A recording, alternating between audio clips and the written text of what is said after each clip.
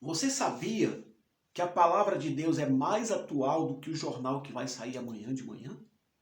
Você sabia que as promessas que Deus fez a você há muitos anos atrás são tão atuais, são tão reais hoje, como o eram no dia em que você as recebeu?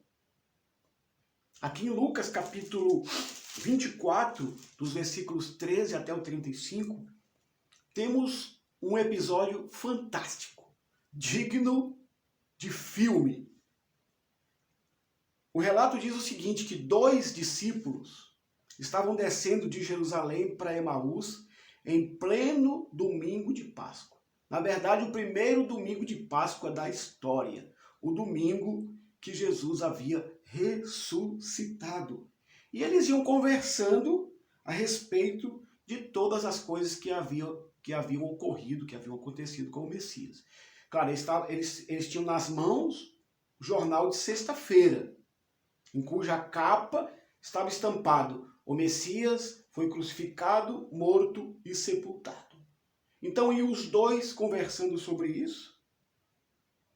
E nisso Jesus aparece ao lado deles e começa a caminhar ao lado deles e pergunta para eles por que eles estão tão preocupados, tão tristes, tão acabrunhados, tão abatidos. Então eles pararam e um deles, né, com a cara de surpresa, né, um deles, chamado Cleopas, perguntou assim: és o único, porventura, que, tendo estado em Jerusalém, ignoras as ocorrências destes últimos dias? Veja só que pergunta mal criada, mas eles não sabiam que era Jesus. Diante de tanta desinformação, tanta ignorância, tanta alienação, eles fizeram essa pergunta até um pouco mal criada. Já estavam tristes, já estavam chateados. E vem um cidadão e faz uma pergunta desse tipo, está querendo levar uma resposta dura também, né? Mas eles não sabiam que era Jesus. E eles perguntaram, né? O Cleopas perguntou: és o único, porventura, que, tendo estado em Jerusalém, ignoras as ocorrências desses últimos dias? Quer dizer, em outras palavras, chamaram Jesus de ignorante, de alienado. Talvez tivesse, até perguntaram se ele estava vindo da Lua, de Marte, de algum outro planeta, de algum outro país, né? E aí Jesus perguntou quais acontecimentos, o que de fato tinha acontecido. Então eles disseram o que aconteceu a Jesus o Nazareno, que era varão profeta, poderoso em obras e palavras, diante de Deus e de todo o povo.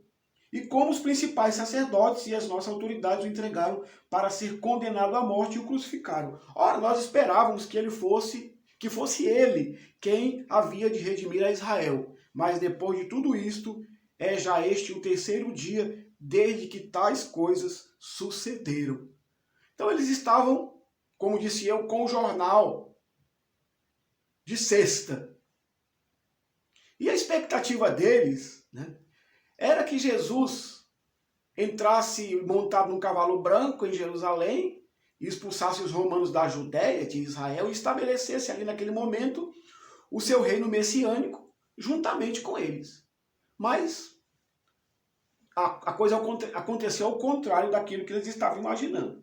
E eles disseram: é verdade também que algumas mulheres das que conosco estavam nos surpreenderam tendo ido de madrugada ao túmulo e, não achando o corpo de Jesus, voltaram dizendo ter tido uma visão de anjos, os quais afirmam que ele vive.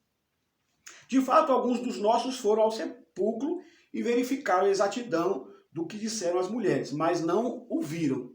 Nem vivo, nem morto, né? Esse vivo e morto, eu acrescentando, né? Não viram. Agora chega a vez de Jesus. Eles estão com o jornal de sexta-feira. Se espremer assim, sai sangue, né? Mas Jesus já está com o jornal de domingo. O jornal impresso nos céus. As boas novas do Evangelho. O céu está em festa. E o mundo espiritual do mal está em polvorosa. O céu está em festa. E na capa do jornal está escrito: ele não está mais aqui. Ele ressuscitou. Aí, agora é a vez de Jesus. Jesus diz assim: ó nécios e tardos de coração para crer tudo o que os profetas disseram. Jesus agora os chama de estúpidos, tardos de coração. Assim são as pessoas, assim são os seres humanos. Para as coisas do mundo, são um leão. Para as coisas de Deus, aos empurrão. Né?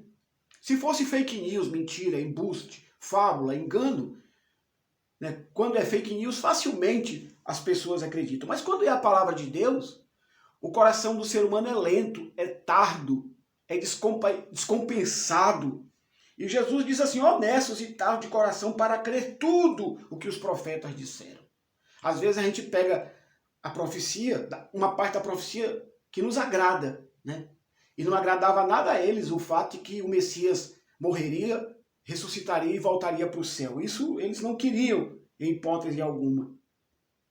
Aí Jesus, desde Gênesis a Apocalipse, de Gênesis a Malaquias, explica para eles o que de fato aconteceria com o Messias. Aí você me pergunta, pastor, mas eles não tinham o Velho Testamento? Eles não eram os crentes do Velho Testamento? Eram. Mas eles colocaram na cabeça uma outra coisa, que o Messias iria entrar num cavalo branco, montado num cavalo branco em Jerusalém, expulsaria os romanos da Judéia e estabeleceria ali o seu reino messiânico. A palavra dizia uma coisa, mas eles colocaram na cabeça uma outra coisa diferente. Né? E lá pelas tantas chegou a hora de eles irem para casa. Eles iam passando, chegaram em frente em casa, e Jesus então fez menção de ir embora. E eles, não vai embora. Entre, fique conosco, o dia já está declinando. Vamos tomar um café juntos, vamos comer juntos.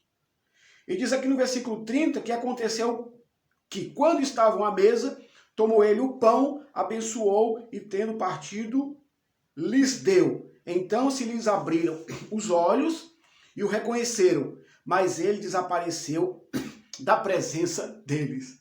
É interessante que quando Jesus partiu o pão e entregou a eles, eles reconheceram que era Jesus. Mas Jesus desapareceu da presença deles.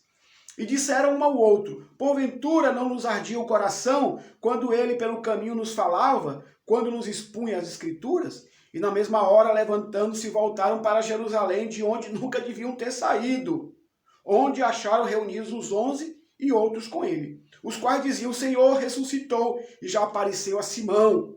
Então os dois contaram o que lhes acontecera no caminho e como fora por eles reconhecido no partir do pão. Por que os discípulos reconheceram Jesus no partir do pão? Que interessante, né?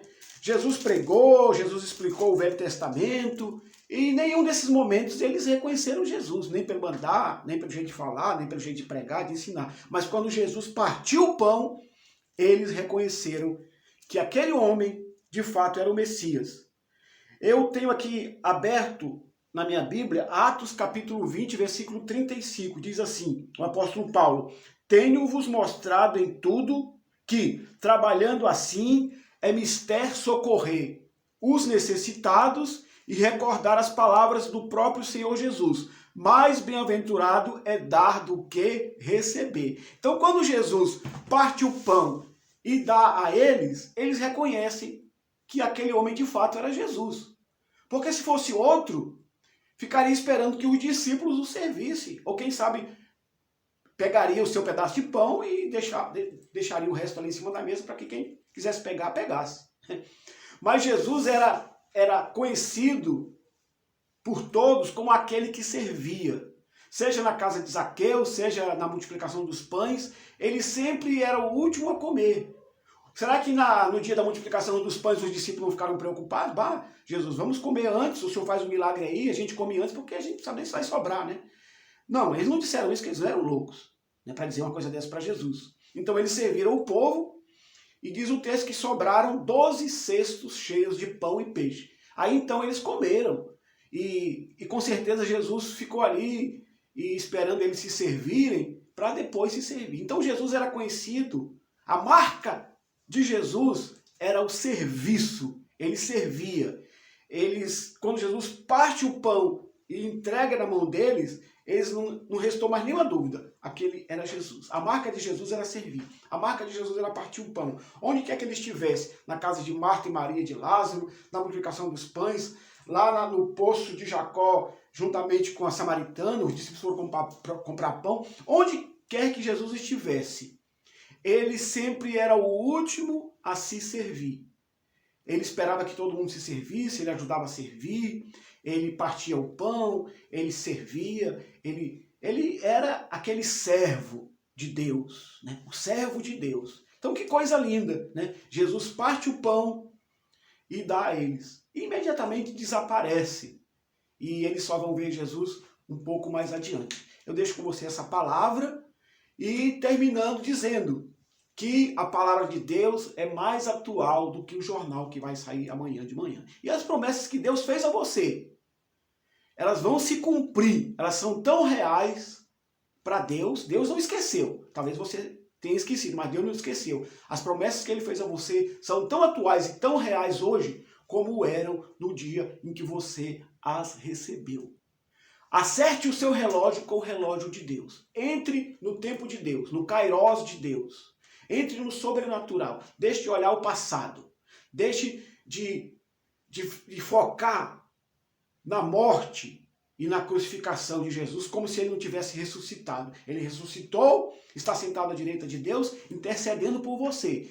E pronto para cumprir na tua vida todas as promessas que ele te fez. Deus te abençoe. Até o próximo vídeo, em nome de Jesus. Amém.